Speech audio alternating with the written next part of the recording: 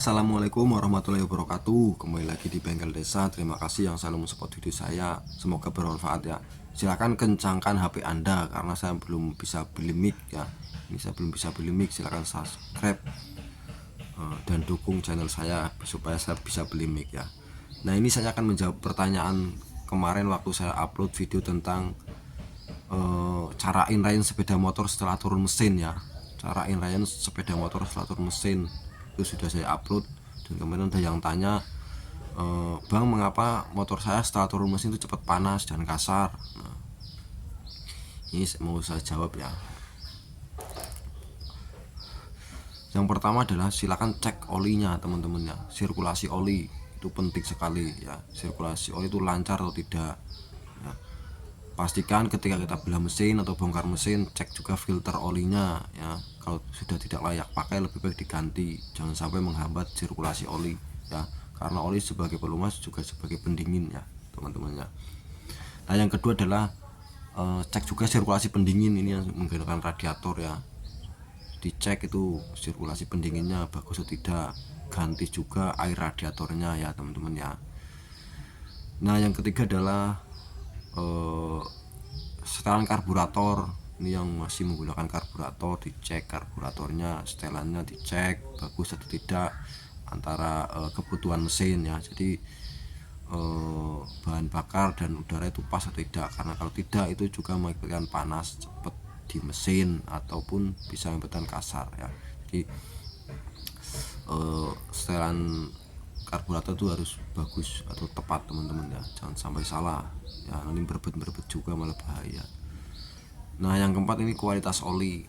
Kualitas oli pastikan yang baik ya, karena apa, kebutuhan mesin tuh harus ada olinya teman-teman ya.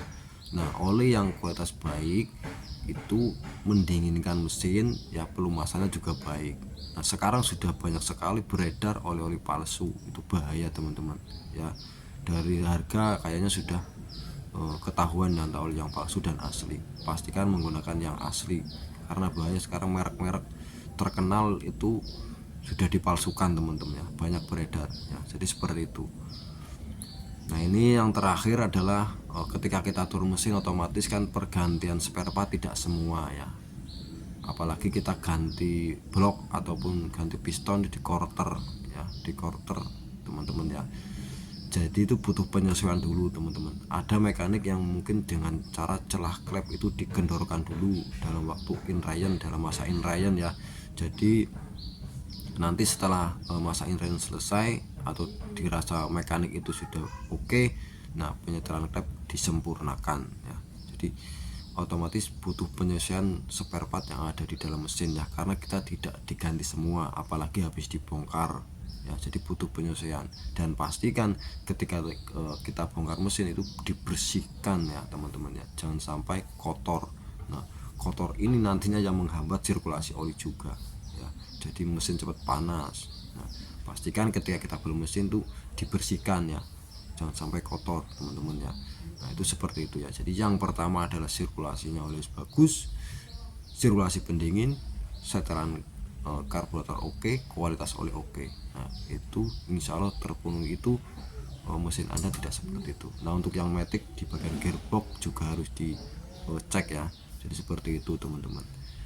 Nah, itu kualitas mesin yang sudah turun mesin dengan mesin yang baru diberi itu pasti berbeda ya. Kita harus lebih ekstra rutin dalam perawatan sepeda motor kita setelah turun mesin. Jadi seperti itu teman-teman. Semoga bermanfaat. Terima kasih. Wassalamualaikum warahmatullahi wabarakatuh.